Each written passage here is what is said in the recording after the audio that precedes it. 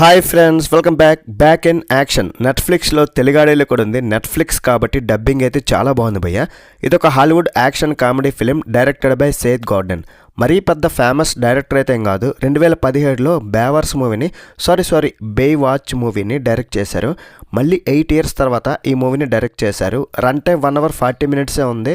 ఈ పండగ సీజన్లో హాలిడేస్ ఇంకా ఉన్నాయి కాబట్టి మీ ఫ్యామిలీతో కలిసి ఈ హాలీవుడ్ మూవీని చూసి ఎంజాయ్ అయితే చేయొచ్చు. మసాలా అయితే ఎక్కడా లేదు. అందుకే మరి ఈ మూవీ చూసి నా ఫీలింగ్ ఏంటో చెప్తా. అందుకన్నా ముందు మన ఛానల్ని సబ్స్క్రైబ్ చేసుకోండి. కొత్త వాళ్ళైతే ఆల్రెడీ మన ఛానల్లో వీడియోస్ చూస్తూ కూడా సబ్స్క్రైబ్ చేసుకోకుండా వెళ్ళిపోతున్నారా? అయితే మన ఛానల్ని అయితే కొద్దిగా సపోర్ట్ చేయండి భయ్య. సబ్స్క్రైబ్ చేసి వీడియోని వస్తే ఒక లైక్ కూడా వేయండి.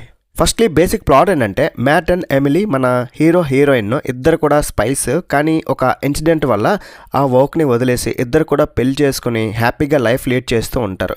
వాళ్ళకిద్దరు పిల్లలు కూడా ఉన్నారు. తల్లిదండ్రులు స్పైస్ అనే విషయం పిల్లలకు కూడా తెలీదు. కానీ కొంతమంది హ్యాపీగా ఉన్న ఈ ఫ్యామిలీ మీద అటాక్ చేస్తారు. అసలు వాళ్ళంతా ఎవరు, వాళ్ళతో ఈ ఫ్యామిలీకి ఎలాంటి ప్రాబ్లమ్స్ వస్తున్నాయి, లాస్ట్కి ఏం జరుగుతుంది అనేది మూవీలో చూస్తారు. మరి మూవీ చూసాకైతే నాకు it's a decent action comedy film భయ్య. స్టోరీ ప్రెడిక్టబుల్, పెద్దగా ట్విస్ట్లు థ్రిల్స్ లేకపోయినా సరే ఎంటర్టైనింగ్గా ఉంది. 70% అయితే నాకు సాటిస్ఫైయింగ్గానే ఉంది భయ్య. సో మూవీని అయితే ఒకసారి అయితే చూడొచ్చు. Overall movie average to above average ఆ రేంజ్ అనిపించింది నాకైతే. స్పై యాక్షన్ కామెడీ మూవీస్ ఇష్టపడితే ఈ మూవీ చూసి ఎంజాయ్ చేయొచ్చు. అండ్ ఫ్యామిలీ ఆడియన్స్ కూడా నచ్చొచ్చు. హాలీవుడ్ హై బడ్జెట్ మూవీస్తో దీన్ని అస్సలు కంపేర్ చేయొద్దు. ఎందుకంటే ఇది కొంచెం లో బడ్జెట్ ఫిలిము, ఓటీటీ కోసం మాత్రమే తీశారు కాబట్టి.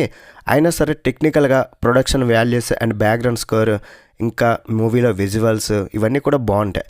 యాక్షన్ కూడా ఓకే. మూవీ స్టార్టింగ్లో ఏరోప్లేన్లో యాక్షన్ సీన్ ఉంది, దాన్ని బాగా డిజైన్ చేసుకున్నారు. దాని తర్వాత ఇంకోటి కార్లో చేజింగ్ సీన్ ఒకటి. ఫస్ట్ హాఫ్లోనే ఒక 3 యాక్షన్ సీన్స్ ఉన్నాయి. ఇక క్లైమాక్స్లో ఒక యాక్షన్ సీన్ ఉంది. అవన్నీ కూడా పర్లేదు అనిపిస్తాయి. యాక్షన్ ఉంది కానీ మరీ నాన్ స్టాప్ యాక్షన్ కాదు. 3 to 4 minutes ఉంటాయి ఒక్కొక్కటి, అంతే. యాక్షన్ తీసేస్తే ఫ్యామిలీ డ్రామా ఎక్కువ ఉంటుంది. సో అది మరీ చెప్పుకునేంత రేంజ్లో అయితే లేదు. రెగ్యులర్ మూవీస్లో లాగానే ఉంటుంది. దానివల్ల కొంచెం బోర్ ఫీల్ అవ్వాల్సి వచ్చింది. యాక్టర్స్ మాత్రం ఈ మూవీకి బిగ్గెస్ట్ ప్లస్. మెయిన్గా క్యామరన్ డియాజ్ చాలా సీనియర్ యాక్ట్రెస్. ఆమె దాదాపు 10 years తర్వాత ఈ మూవీలో యాక్ట్ చేశారు. సో క్వీన్ ఈజ్ బ్యాక్ అనమాట. యాక్షన్ సీన్స్లో కూడా చాలా ఈజీగా చేశారు. అసలు ఎంత గ్యాప్ తీసుకున్నా సరే ఏ మాత్రం తగ్గేదేలే. 80s 90s కిడ్స్కి అయితే ఆమె గురించి తెలిసి ఉంటుంది. జెమీ ఫాక్స్ కూడా చాలా సీనియర్, ఆస్కార్ అవార్డు కూడా గెలిచారు. ఈ మెయిన్ లీడ్స్ ఇద్దరు కూడా 50+ ఏజ్, బట్ మూవీలో ఇద్దరు కూడా 30sలో ఉన్నారా అనిపించింది. ఒకవైపు మంచి యాక్షన్ చేస్తూ కామెడీ చేస్తూ పిల్లల్ని కాపాడుకునే పేరెంట్స్గా మంచి కెమిస్ట్రీతో ఈ సినిమాని అయితే నిలబెట్టారు. ఇద్దరు పిల్లలు కూడా బాగా చేశారు. హీరోని యొక్క వాళ్ళ అమ్మ కనిపిస్తుంది. ఆవిడ క్యారెక్టర్ ఎంటర్టైనింగ్ ఉంది. విలన్ అండ్ వాడి గ్యాంగ్ వీక్ అనమాట. చెప్పుకోదగ్గ స్టోరీ లేకపోవడం, ఎంగేజింగ్ స్క్రీన్ ప్లే లేకపోవడం, ట్విస్ట్లు, థ్రిల్స్, సస్పెన్స్ లేకపోవడం, అన్నీ సింపుల్గా అయిపోతూ ఉండడం అయితే మూవీకి అయితే మైనస్.